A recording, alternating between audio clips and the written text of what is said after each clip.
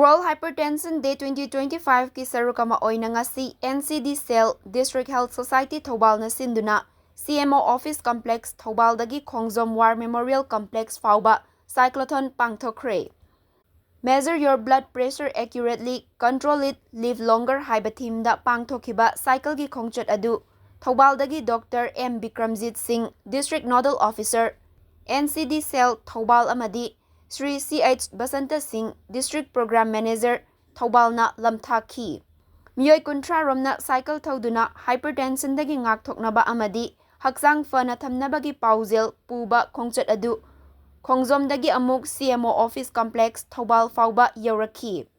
Loinana mafam aduda Dr. M. Bikramjit na sarukyariba singda health talk pikhi.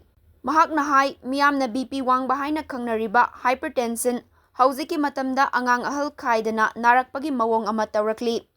Aikoina nongmagi manungda pungkhai amadagi pung amarom humang tahannaba sajel natraga thabak amadi subigadabani. Masina aikoina chasinkiba ahenba thau thum amadi atai maru marang mayam adudagi ngakthokadawribani. Aikoina haksang fana punsi sangna hingnabagidamak yariba makai mayai kaba chinjaksing charoidabani. Loinana achamba acha athak sing chaminaduna ngasigi thauramadu loisinki.